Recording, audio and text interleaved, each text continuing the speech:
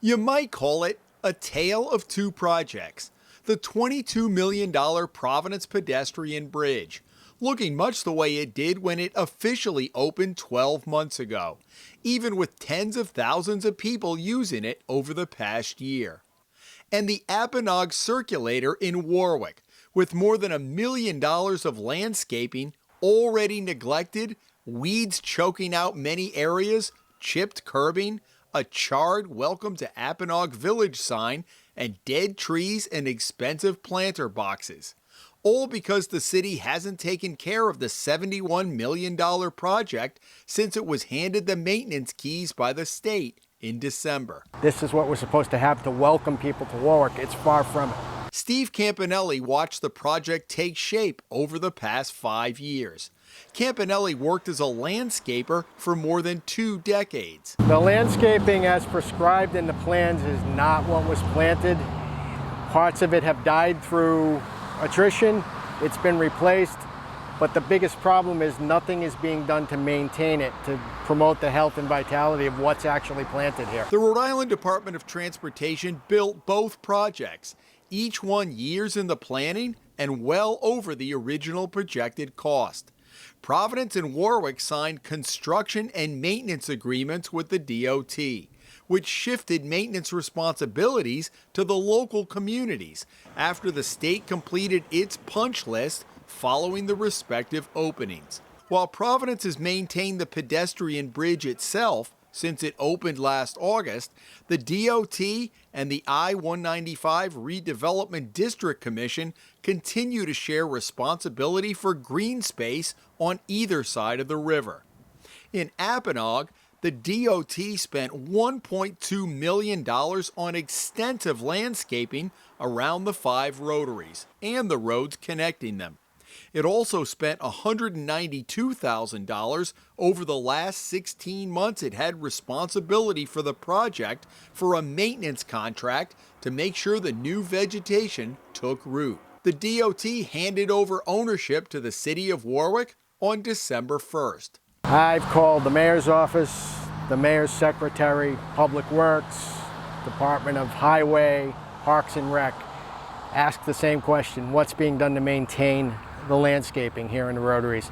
I get shuffled from department to department to department with the question never being answered. Campanelli said it wouldn't take much effort to improve what motorists see now: a thorough weeding and mulching of the median that runs in front of the fire department would be a good start, and a weed whacker in other places. First of all, it needs to be weeded. Secondly, it needs to be planted fuller than what it is, and it needs to be mulched. The mulch is what maintains the vitality of the plants. It insulates the roots of any plant that's in there. That not being done, the plants are in this arid condition, in this hostile environment, being on a roadway. It's not healthy for any plant that's here. In a lengthy written response to questions posed by the Hummel Report, the city said it was working on a maintenance plan earlier this year, but everything has been put on hold with the pandemic. A hot summer has contributed to the condition of the landscaping, the statement said. The city's planning staff says it is working on a long-term maintenance plan to be implemented in 2021. Even though it's known for 5 years it would be responsible for maintenance beginning in December. Mayor Joseph Solomon is also proposing an Adopt a Spot program so there will be no additional cost to taxpayers, adding that the city is waiting on insurance settlements to fix the damage caused by accidents. Graffiti and vandalism.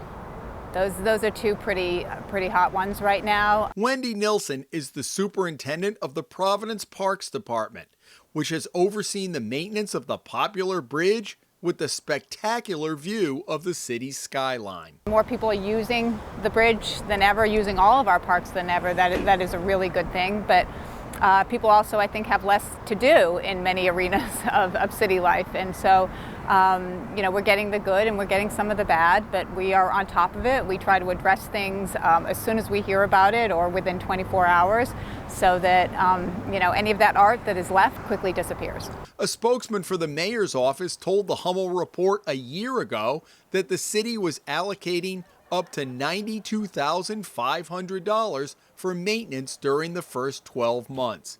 Nilsson said while much of the maintenance and mitigation work has been done in-house, the city hired an outside contractor to help remove extensive graffiti that had been spray painted this summer in the center of the bridge.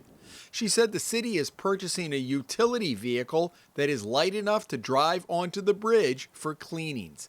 Nilsson added that the black on the side of the bridge is natural aging of the Brazilian wood the DOT used to build the structure. The Parks Department has also made emptying trash barrels on either side of the bridge a priority after the opening weekend a year ago, which resulted in overflowing containers. Providence police officers also patrol the bridge regularly, mainly in the evening. Now more than ever, this bridge is used as a destination for people to work out, for people to have dinner, for people to enjoy restaurants, for people to play, relax, explore the city. It's really working. In Providence and Warwick, Jim Hummel for the Hummel Report.